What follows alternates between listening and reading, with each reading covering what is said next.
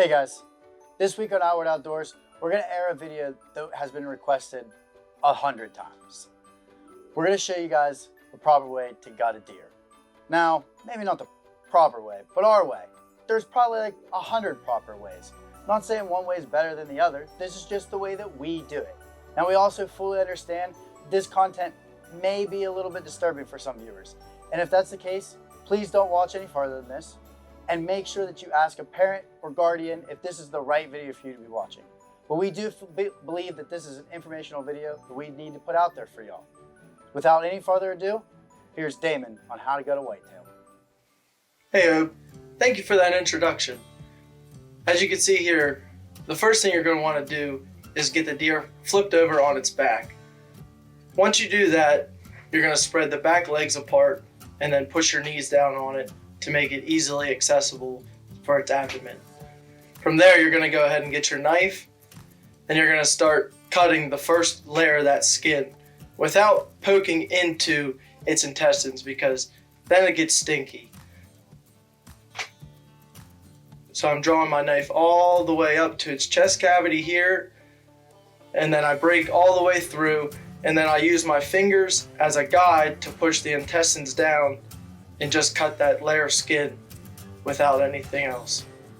Once you make it all the way down to the pelvis, you're going to go ahead and keep opening it up as far as you can and then pushing down on both sides of the leg. Now in this situation, it would be nice to have a bone saw here. I didn't, but if you did, you were to finish cutting that pelvis bone, and then you would be able to open it up even farther.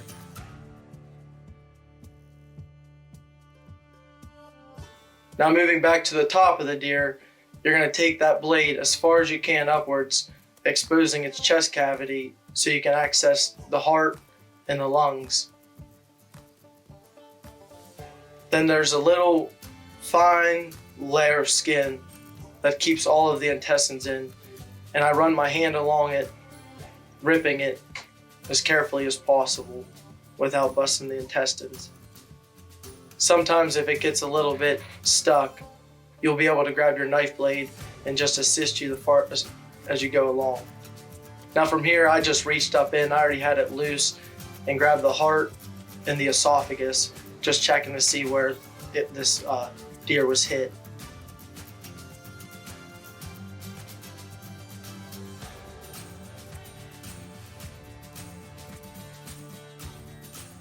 As you can see here, the lungs were completely exploded. Then I just reach back up in, make sure I got everything out the best I can.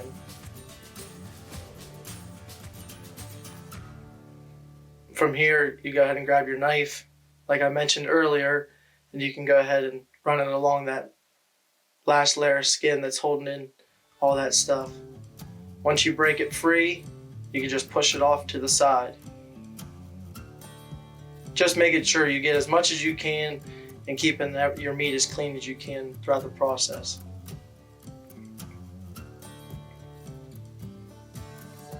Now from here is where a bone saw would really come in handy. You could open it up even farther, which when I got back, we hung the deer up, used a bone saw, opened it up, and got the rest of the pea sack out.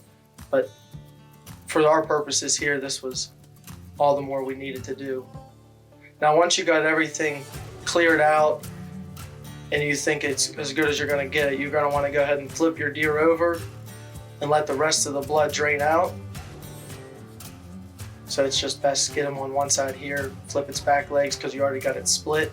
It'll leave it as a base, and then you can hold the head up and angle it down so everything will drain down the back. And then once it's good, you flip it back over, load it up, hang it, and you go ahead and get to the skinning process. Thank you.